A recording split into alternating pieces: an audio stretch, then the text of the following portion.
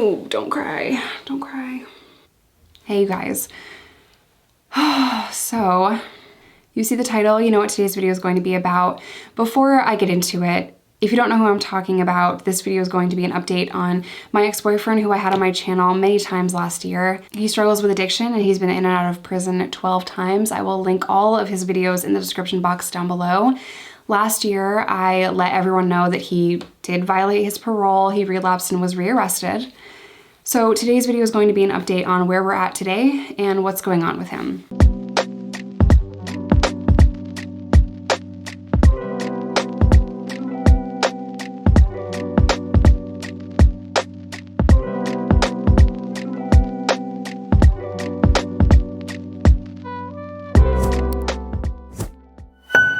Before I get into the update, I just want to thank each and every one of you for asking about how he is, for cheering him on and encouraging him and showering him with love.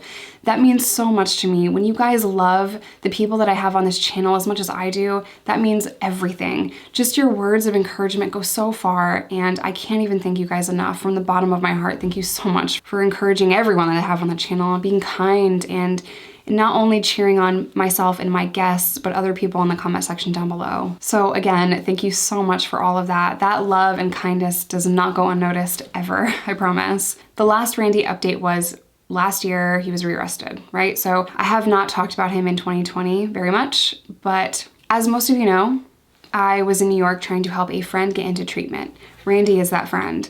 I did not want to say online who it was just yet because I just wasn't prepared to answer the questions about it then.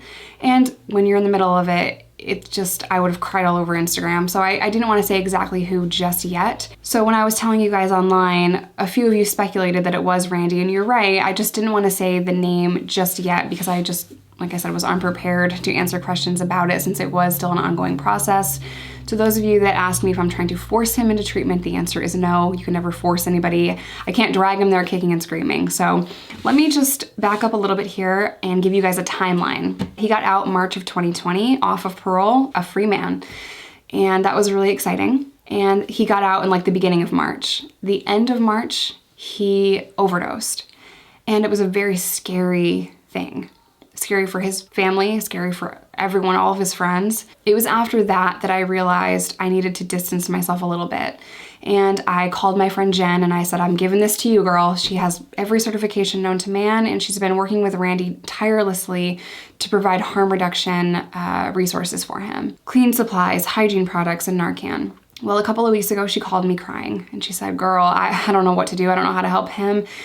And we decided to stage like a little intervention, even though I don't really like that phrase, but a meeting of people that love you to try to get you healthy. My qualms with intervention is that they further isolate addicts. So in my personal opinion, take it as you will, saying, if you don't do what I'm telling you to do, if you don't go to treatment right now, we're not gonna be there for you. I just feel like that's abrasive. I know it has helped people in the past and that's amazing, but that's just not how I personally wanted to go about this. So we all got together and we told him that we wanted to help him get healthy and help him get into treatment, and he agreed to that. So we filled out the application with him, and we realized that in order for him to go to the out-of-state facility, he needed an ID, and he unfortunately lost his ID. Well, that's not a big deal. We can get a birth certificate, social security card, all of that is in New York. We can get him an ID, no big deal. However, the time that it took and the energy that it took to do that was too much. He decided he did not want to go to treatment. I think that's a big component of helping people that are suffering in their active addiction. You have to love them and accept them for where they are and not judge them and shame them. I've said time and time again, we need to talk with addicts, not at them. And a lot of that day was spent just listening to him, listening to what he's going through, listening to what he thinks is going on. He is on a substance that keeps him awake for days and days, so his perception of reality is skewed. The day was very emotional, and we met with him in the morning. At night, his mood, everything started to change. He became aggressive, which was very hurtful to Jen and I, and Jen's husband, who has worked with Randy as well. It was hurtful to everybody there. We were able to get him to go to the hospital. Now, it was my hope that they would admit him for reasons I'm not going to talk about just yet, because it is my hope that Randy will come on the channel when he is sober and healthy and share all of this with you guys. But we took him to the hospital. He was hydrated, he slept. I wanted him, to explain to the doctors what he was experiencing, which I believe was meth psychosis.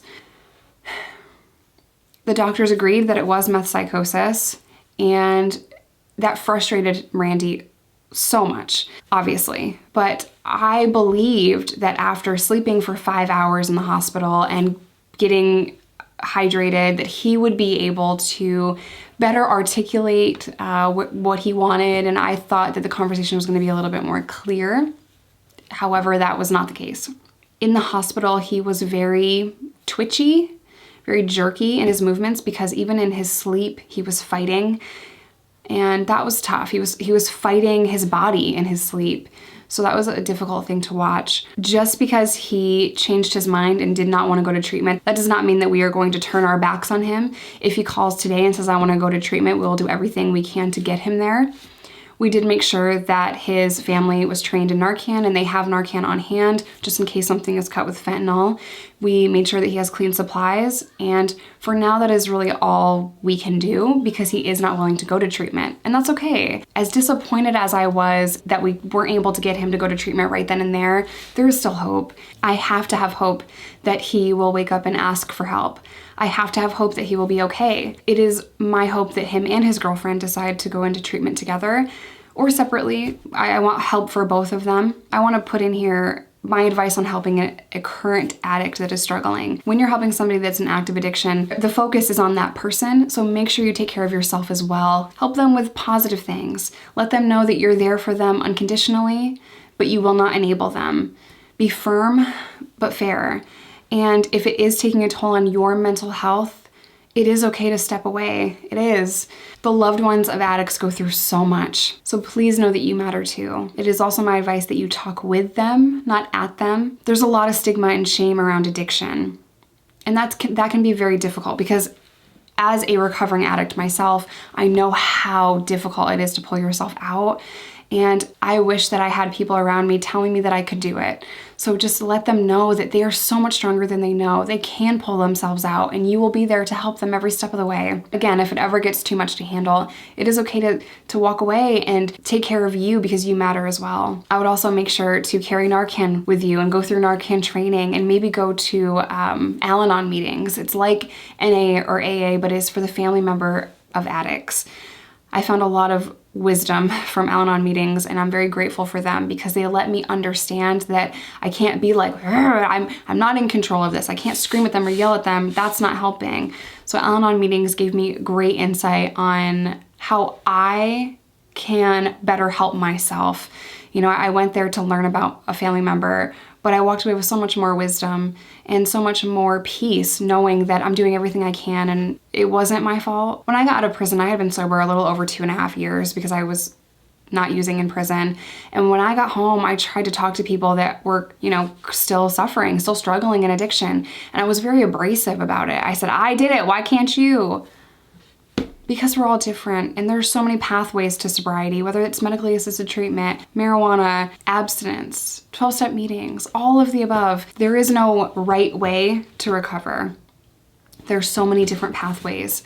I think a challenge is finding out which one is right for you. I wish that I had good news to share with you guys on Randy, but the good news is that he's alive, and as long as there is a pulse in your body, there is hope for recovery. And I know that one day he'll figure it out, and the next time that we talk about Randy, he will be sitting next to me and sharing his story with you guys and everything that he's learned. I wish that day was today, but it's okay that it's not, because I just have hope that he will figure it out. So again, thank you guys so much for supporting him and loving him and asking about him. That kindness doesn't go unnoticed. And if you're struggling with this too, I'm so sorry, but please know that you're not alone. There are so many people going through it. They're watching their loved ones become a shell of the person they once were. And that is heartbreaking and gut-wrenching. But you are not alone, and that person can get better. Never give up hope that someone that you love can get sober. If you guys would like Narcan, you do have to pay for shipping, but my friend Jen can ship it out to you. She gets free Narcan donated to her. I will leave her information in the description box down below. If you would like Narcan training, I'll also link videos to that in the description box down below. If you're looking for online counseling or online meetings, it's also in the description box. I'm gonna end today's video here. I love you guys. Stay safe, stay sober, whatever that looks like to you, because there is no wrong way to recover. And I will see you in my next one.